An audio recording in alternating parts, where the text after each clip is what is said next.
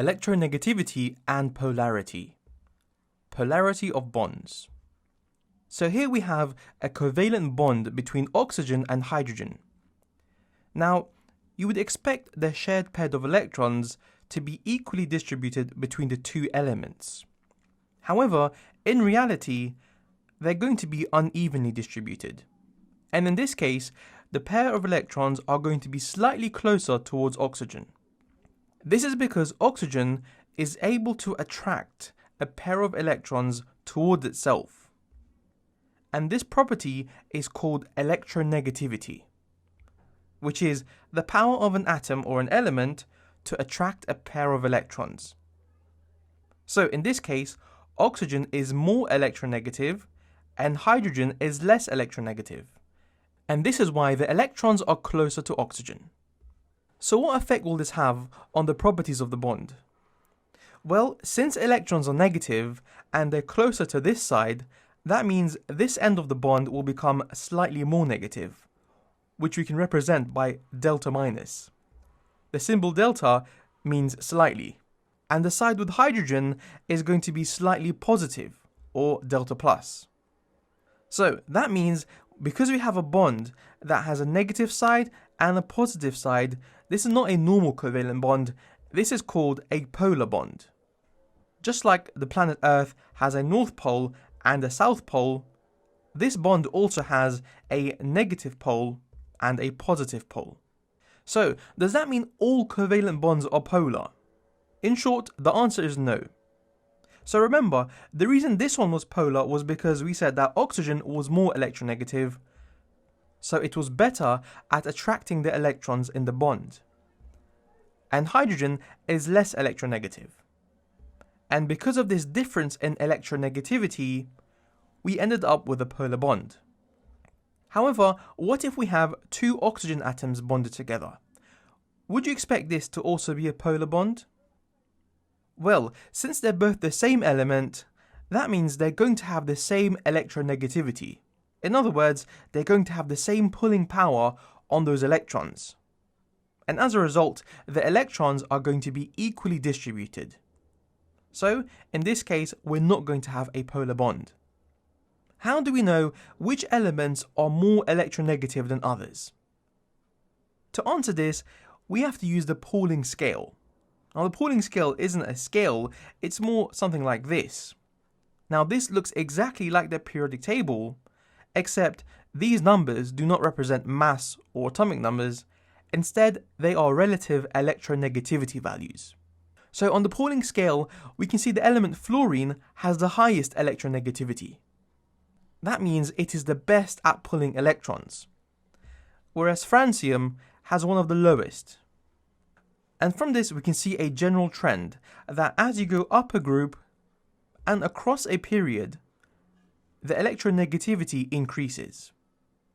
Now we'll talk about why that happens in a second, but before we do that, let's talk about the types of bonds we can get between different elements. So the types of bonds all depends on the difference in electronegativity. If the difference is between 0 and less than 0.5, for example, let's say we have carbon bonded to hydrogen. Carbon has a relative electronegativity of 2.5, and we can see on the Pauling scale that hydrogen has an electronegativity of 2.1. So the difference here is 0.4, which falls in this category. In this scenario, the electrons are going to be fairly equally distributed. There isn't a big enough difference. And so we have a non-polar bond. If the difference in electronegativity is between 0.5 and 2, let's say for example oxygen and hydrogen, we know that oxygen has a higher electronegativity, so it's going to pull the electrons towards itself. So this side becomes slightly negative, and this side becomes slightly positive. So in this scenario, we're going to have a polar bond. And if the difference is 2 or greater, let's say for example sodium and chlorine, then we're going to end up with ionic bonds. Chlorine is so electronegative that it doesn't share the electrons, it literally rips them off sodium, giving us ions. Now, these numbers are rough estimates and you're going to have to check with your exam board what values they use. But for now, we'll just use these rough estimates. Okay, Let's talk about the trends. First of all, we'll talk about why electronegativity increases as you go up a group. We know that the nucleus of an atom is responsible for attracting the electrons. As you go down a group, there are more and more protons in the nucleus. So you'd think that shouldn't the element at the bottom of the group have the highest electronegativity since it has the most protons in its nucleus? That is true, however, we're also forgetting one more thing. As we go down a group, we have more shells, which have a shielding effect. We know that shells contain electrons, and electrons are negatively charged. So, if the nucleus is trying to attract another electron from another bond, the electrons that it already has push the new electron away, making it more difficult for that large nucleus to be able to attract the electron on the outside. So in summary, as we go down a group, we have more protons. However, because of the new shells, there's also going to be more shielding, which means overall it will be harder to attract electrons as you go down a group. So in this case, the atom that has the most electronegativity is going to be the one at the top of the group. How about when we go across a period? For example, when we go from lithium to fluorine, we know that the nucleus is getting more positive because there are more protons in each nucleus as you go from left to the right. On top of that, the number of shells remain the same, which means they all have similar shielding. So in this scenario, that means the element on the far right of the period will have the most electronegativity power, which is why fluorine has higher electronegativity than lithium. Okay, now you don't have to memorize the Pauling scale.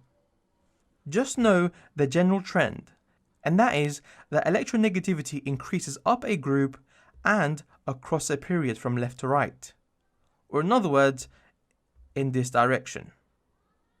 In an exam, you're most likely going to be given an extract of the Pauling scale. Let's have a go at this exam question. So we can see here that we have an extract from the Pauling scale. The first question is, give the meaning of the term electronegativity. Electronegativity is the power of an atom to attract a pair of electrons. Suggest the formula of an ionic compound that is formed by the chemical combination of two different elements from the table. Now remember, ionic compounds only occur when the two elements have an electronegativity difference of 2 or greater. So in this case, we could use lithium and oxygen, which would create lithium oxide, or we could use lithium and hydrogen, which would create LiH. Or we could use lithium and fluorine, which would create lithium fluoride. Okay, the next question says, suggest the formula of the compound that has the least polar bond and is formed by a combination of the two elements from this table. If it has the least polar bond, that means this compound must have elements that have the smallest difference in electronegativity. In this case, it will be boron and hydrogen, creating BH3. Suggest why electronegativity of the elements increases from lithium to fluorine. So in this question is asking us, why does electronegativity increase as you go across a period?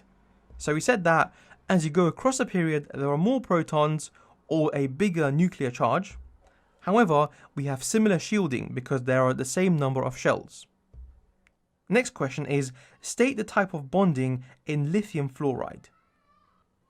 Once again, lithium and fluorine have a difference of greater than 2. So it's going to have ionic bonding.